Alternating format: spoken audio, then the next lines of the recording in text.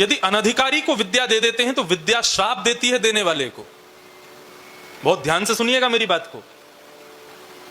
यदि अनधिकारी को आप विद्या प्रदान करते हैं तो विद्या, जो विद्या आपके पास है, वो आपको शापित कर देगी।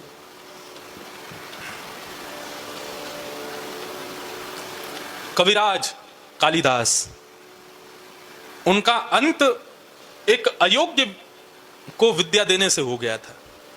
बहुत विद्वान थे कालिदास, उनकी विद्या की पराकाष्ठा अतिश्रेष्ठ, लेकिन काली के बड़े भक्त थे। तो एक बार उन्होंने, जैसे लोग भगवान श्री कृष्ण के अंग प्रत्यंगों का अपने अपने पदों में अपने ग्रंथ में करते हैं, ऐसे कालिदास ने काली के अंग का वर्णन किया।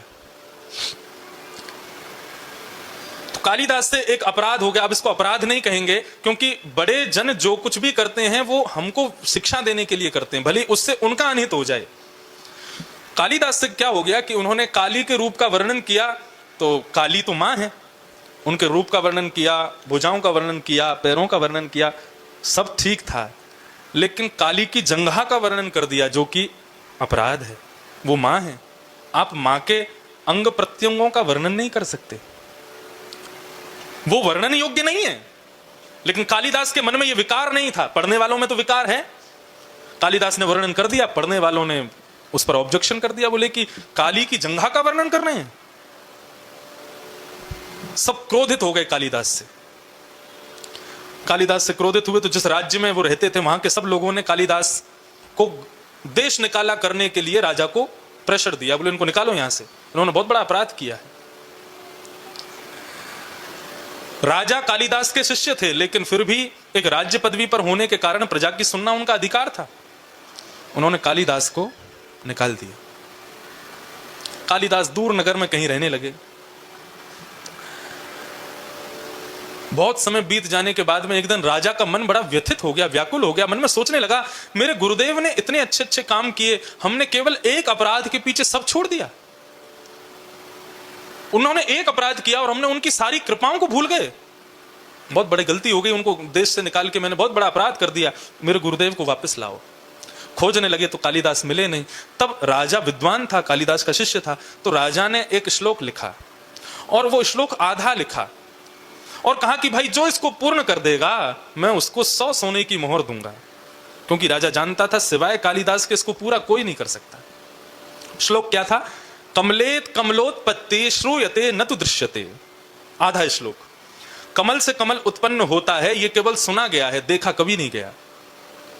कमल में और कमल उत्पन्न हो जाए ऐसा केवल सुना जाता है, देखा तो कभी नहीं। आधा लिख करके आधा छोड़ दिया, नीचे लिख दिया जो पूरा करेगा 100 सोने की मोहर। पूरे नगर में उसके बोर्ड लगवा दिए, जो पूरा करेगा 100 सोने की मोहर। राजा ने अपने नगर के अलावा और नगरों में भी उसके प्रचार कर दिए, जो पूरा करेगा उसको 100 सोने की मोहर। किसी दूसरे नगर की एक वैश्या ने देखा, 100 सोने की मोहर मतलब जीवन भर के लिए भोजन मिल जाएगा। वे जानती थी कि कालिदास उसके नगर में रहता है और ये राजा कालिदास की खोज करने के लिए ये श्लोक लिख रहा है। उसने वो बोर्ड वहां से उतार करके अपने वैश्यालय के बाहर लगा दिया, क्योंकि वो जानती थी कालिदास यहां से निकलते हैं। और विद्वान का एक गुण होता है, यदि वो अपने से जुड़ी हुई कोई चीज देख ले तो उसको पूर्ण करके ही फिर आगे कुछ करता है। तो कालिदास जैसे ही वहां से निकले, कालिदास ने देखा कमलेत कमलोत्पत्ति श्रूयते न तु दृश्यते। नीचे वाले पंक्ति तो पूरी की नहीं किसी ने, कालिदास से रुका नहीं गया। तुरंत उन्होंने सिड्डी ली और चढ़ गए ऊपर और नीचे लिख दिया बाले त्वं मुखाम भोज कथम इंद्रि वरद्वयम। उनका भाव क्या था? कमल से कमल उत्पत्ति होती है, सुना गया है, देखा नहीं गया। कालिदास कहते हैं श्याम सुंदर का मुख कमल है और उस मुख कमल पर 2 नेत्र कमल हैं, हो गई कमल से कमल की उत्पत्ति। ठाकुर जी का मुख कमल है और उस मुख कमल पर 2 नेत्र कमल हैं, तो कमल से कमल उत्पन्न हो गया।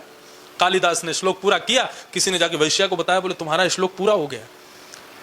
वैश्या निकल करके बाहर आई, उसने कालिदास के चरणों में प्रणाम किया। उसने कहा 100 सोने की मोहर तो मेरे नाम हो गई, लेकिन राजा को यदि कालिदास मिल गया तो क्या पता उसने मुझे मोहर नहीं दी, तो क्योंकि श्लोक तो इन्होंने पूरा किया है। उन्होंने कहा यदि कालिदास जीवित रहेगा तो मुझे 100 सोने की मोहर नहीं मिल पाएंगी। छल करके कालिदास को अपने घर में ले आई, आप मेरे यहाँ थोड़ा प्रसाद पा लीजिए। कालिदास भी कृपा करने के भाव से उनके घर में गए।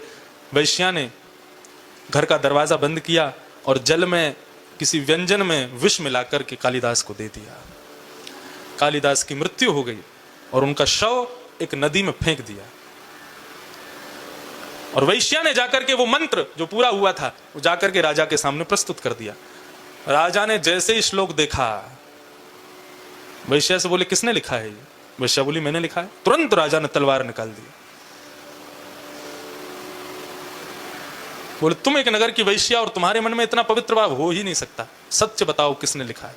बंदियों ने सैनिकों ने बंदी बना लिया, हाथ पैर बांध लिए उसके, बोले सत्य बता किसने लिखा है। तो बहुत कहने के बाद वो वैश्या कहती है कालिदास ने लिखा। राजा ने तलवार दूर फेंक दी, चरण पकड़ ली, बोले मेरे गुरुदेव कहां हैं? तू सो नहीं, तेरे को 500 मोहर दूंगा, लेकिन मेरे गुरुदेव का परिचय दे, वो कहां हैं? वैश्या घबराने लगी, कैसे बताऊं? तो वैश्या ने बताया मुझे लगा कि कालिदास यदि आपको मिल गए तो आप 100 सोने की मोहर नहीं दोगे, इसलिए मैंने कालिदास को विष दे दिया। उसी समय राजा ने उस वैश्या का सर धड़ से अलग कर दिया, कालिदास के शव को खुजवा करके उनका अंतिम संस्कार किया। अंतिम संस्कार करके राजा का मन बड़ा व्याकुल, वे अपने गुरुदेव के पास, दूसरे गुरुदेव एक संत थे उनके पास गए और जाकर के कहा महाराज इतना बड़ा ज्ञानी, इतना बड़ा ज्ञानी कालिदास और ऐसी ऐसी ऐसी मृत्यु। कहां तो भगवान वेदों में कहते हैं रते ज्ञानान्न मुक्ति, ज्ञान के बिना मुक्ति नहीं मिलती, और इतना बड़ा ज्ञानी कालिदास जिसने संपूर्ण जीवन अपना ज्ञान युक्त होकर के भगवान की सेवा में व्यतीत कर दिया, आज उसकी इतनी दर्दनाक मृत्यु क्यों? तब उस संत ने जो बात कही वो सुनने योग्य है। उन्होंने कहा कि देखो कालिदास था ज्ञानवान, बहुत विद्वान, लेकिन कालिदास ने एक सुंदर विद्या को एक कुपात्र वैश्या को दे दिया। जो ज्ञान वहां लिखा उन्होंने, उसकी योग्य नहीं थी वो वैश्या। उस सुंदर विद्या को एक कुपात्र वैश्या को उन्होंने दे दिया, इसलिए विद्या ने ही उनको शाप दे दिया। इसलिए राजन, कहीं हमारी विद्या किसी कुपात्र के पास ना चली जाए, इसलिए हमारी विद्या के सबसे बड़े पात्र केवल राधा रमन लाल हैं, केवल बिहारी जी हैं। अपनी समस्त विद्या का दान केवल उन्हीं को करो। आपने किसी और को रिझाने के लिए उसको प्रस्तुत कर दिया और कहीं वो उसके योग्य नहीं हुआ तो आपकी विद्या कहीं आपको श्राप ना दे दे। इसलिए सावधान।